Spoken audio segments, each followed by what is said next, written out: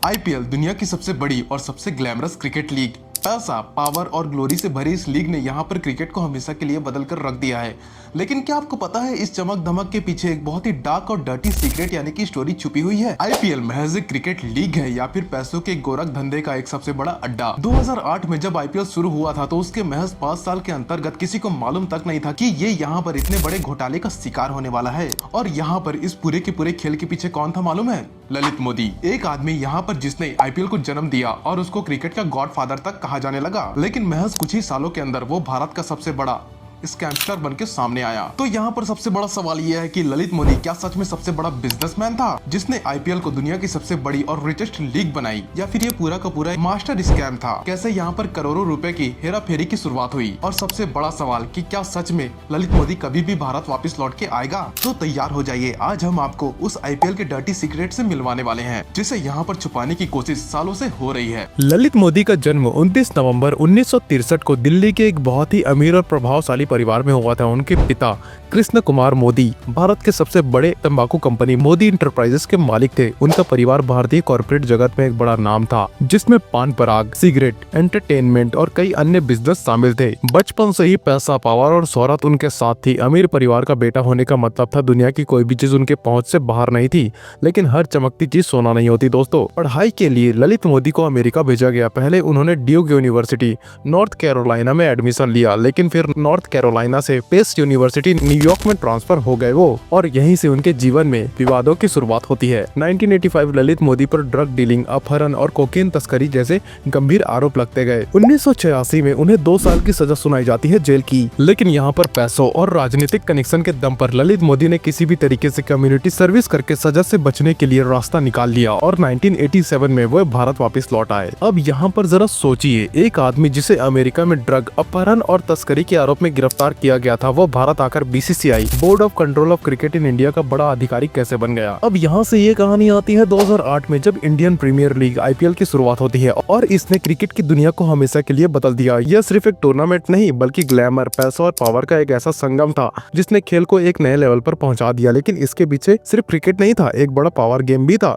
जिसमें करोड़ों रुपए के निवेश और कई छिपे हुए एजेंडे शामिल थे। ललित मोदी कोई आम क्रिकेट एडमिनिस्ट्रेटर नहीं थे। उनकी रणनीति एकदम साफ थी, बीसीसीआई में पावर हासिल करना और क्रिकेट को पूरी तरीके से बिजनेस में बदल देना। सबसे पहले उन्होंने राजस्थान क्रिकेट एसोसिएशन में जगह बनाई और धीरे धीरे अपनी पकड़ मजबूत कर दी। मोदी ने उस समय बड़े बड़े राजनेता और बीसीसीआई के ताकतवर शख्स शरद पवार के साथ अपने अच्छे रिश्ते बनाए, जिससे उन्हें यहाँ पर संगठन में पावरफुल पोजीशन हासिल करने में मदद मिली।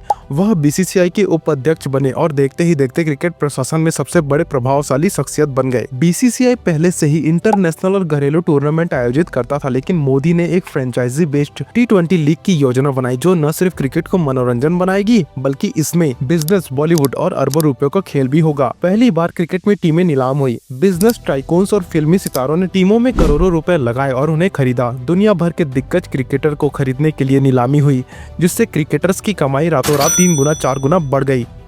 शाहरुख खान, प्रीति जिंटा और शिल्पा शेट्टी जैसे कई सारे फिल्मी हस्तियों की एंट्री से यहाँ पर लीग का आकर्षण और भी बढ़ गया। बहुत सारे ब्रांड्स ने यहाँ पर करोड़ों रुपए लगाए और स्टार स्पोर्ट्स ने भी भारी रकम देकर आईपीएल की ब्रॉडकास्टिंग राइट खरीद लिए। आईपीएल ने यहाँ पर पहले ही सीजन में रिकॉर्ड ब्रेकिंग सफलता हासिल की, लेकिन इसके साथ ही पैसों का खेल भी यहीं से शुरू हो गया। कुछ टीमों की ओनरशिप को लेकर विवाद हुए। आरोप ये लगे कि फ्रेंचाइजी खरीदने के पीछे कई छुपे हुए पार्टनर्स थे। ऐसा कहा जाता है कि कई सारी टीमें सेल कंपनियों के जरिए फंडिंग कर रही थी, जिससे अघोषित पैसे का खेल शुरू हो गया। लीग की स्पॉन्सरशिप और मीडिया राइट्स को भी लेकर सवाल उठे कि कैसे कुछ कंपनियों को फायदा पहुंचाया गया। आईपीएल की सफलता ने ललित मोदी को सबसे ताकतवर बना दिया था, लेकिन इसकी सफलता ने उनके खिलाफ आरोपों को बढ़ा दिया था। आईपीएल के पहले सीजन में राजस्थान रॉयल्स यानी कि आरआर को सबसे सस्ते दाम पे बेचा गया था, लेकिन असली खेल यहाँ पर पर्दे के पीछे हो रहा था। टीम का मालिकाना अधिकार एक सेल कंपनी के पास गया, जिसका सीधा संबंध यहाँ पर ललित मोदी और उसके परिवार से था। जांच में ये खुलासा होता है कि टीम के असली मालिक उनके साले यानी कि सुरेश राम थे। इसमें यहाँ पर मोदी ने न केवल आईपीएल में अपने प्रभाव का इस्तेमाल किया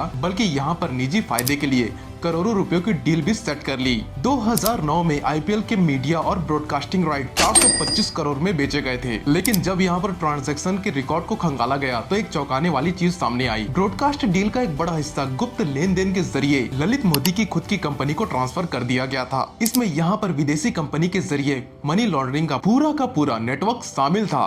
पैसे यहाँ पर आईपीएल के नाम से आए थे, लेकिन उसका इस्तेमाल व्यक्तिगत संपत्ति खरीदने में हुआ था और यहाँ तक कि विदेशी खातों में तक पैसे ट्रांसफर किए गए थे। आईपीएल की लोकप्रियता को यहाँ पर भुनाने के लिए ललित मोदी ने यहाँ पर ऑनलाइन बैटिंग का रास्ता खोल दिया। शुरुआत में इसको महज एक एंटरटेनमेंट के जरिए के तौर पर लॉन्च किया गया था और यहाँ पर इसका पूरा का पूरा कंट्रोल ललित मोदी और उसके बिजनेस पार्टनर के पास मौजूद था। और यहाँ पर आपको बता दूं कि हर एक दाव पर यहाँ पर कमीशन लिया जाता था और यहाँ पर आईपीएल के आड़ में बहुत सारे पैसे बाहर विदेशों में भी भेजे गए इसी के जरिए, जहाँ पर नकली कंपनियों के नाम पर फंड्स को डाइवर्ट किया जाता था। इन पैसों का इस्तेमाल यहाँ पर दुबई, लंदन और स्विट्जरलैंड जैसे बड़े बड़े देशों में जाकर प्रॉपर्टी खरीदने में इस्तेमाल किया गया था। 2010 में कोच्चि टस्कर्स केरला के नाम से एक टीम आईपीएल में आई। इस टीम की मालकिन थी सुनंदा पुष्कर, जो बाद में शशि थरूर की पत्नी बन गई। जब इस टीम की बैंक गारंटी में गड़बड़ी सामने आई तो ललित मोदी ने ट्विटर पर कई सारे सीक्रेट डिटेल लीक कर दिए थे। इसकी वजह से यहाँ पर बीसीसीआई के बड़े बड़े अधिकारी और भारत सरकार ये दोनों के दोनों मोदी के खिलाफ हो गए थे।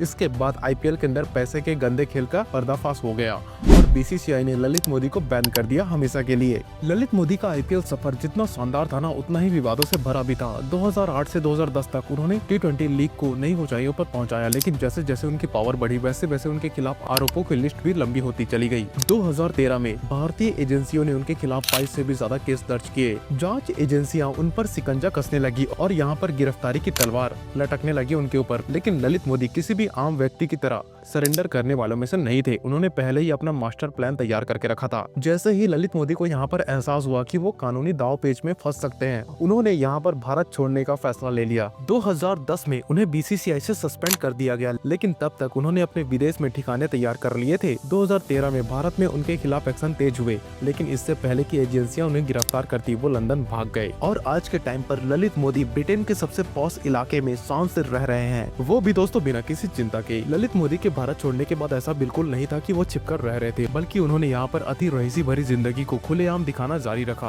ब्रिटेन में उन्होंने एक लग्जरी बंगला खरीदा जिसकी कीमत 1000 करोड़ रुपए से भी ज्यादा बताई गई। उनके पास रोल्स रॉयस, फरारी, बेंटली जैसे सुपर लग्जरी कारों का बड़ा कलेक्शन मौजूद है। बिजनेस टाइकून्स, बॉलीवुड स्टार और पॉलिटिकल फिगर्स के साथ उनकी महंगी पार्टियों की तस्वीर अक्सर सुर्खियों में बनी रहती है। भारत सरकार और ईडी लगातार कोशिश कर रही है कि यहाँ पर ललित मोदी को कैसे भी कर भारत वापस लाया जाए और कोर्ट में पेश किया जाए। भारत ने उनका पासपोर्ट रद्द कर दिया है, लेकिन यहाँ पर लंदन की अदालत में उन्होंने इसे फिर से हासिल कर लिया। ईडी और सीबीआई लगातार उनके एक्स्ट्राडिशन की कोशिश में लगी हुई है। भारत ने इंटरपोल से भी मदद मांगी, लेकिन अभी तक कोई ठोस कार्यवाही नहीं हुई है। लंदन में मौजूद कानूनी सुरक्षा होने के कारण का एक्स्ट्राडिशन इतना आसान नहीं है। आईपीएल दुनिया की सबसे रिचेस्ट क्रिकेट लीग है, लेकिन इसकी नींव किसने रखी थी मालूम है? जिसके ऊपर करोड़ों और लाखों का घोटाले का आरोप है। तो आपको यहाँ पर क्या लगता है कि ललित मोदी सच में गुनहगार है या फिर एक बिजनेस जीनियस जिसने यहाँ पर पूरे के पूरे सिस्टम को अपने फेवर में घुमा दिया है? तो कमेंट में अपनी राय इसके बारे में जरूर बताइएगा और जाते जाते इस वीडियो को लाइक करें, हमारे चैनल को सब्सक्राइब करना ना भूलें और उसके साथ साथ उस नीचे बेल आइकन को भी दबा दीजिएगा ताकि ऐसी इन्फॉर्मेटिव वीडियो आप तक फ्यूचर में भी पहुंचती रहे।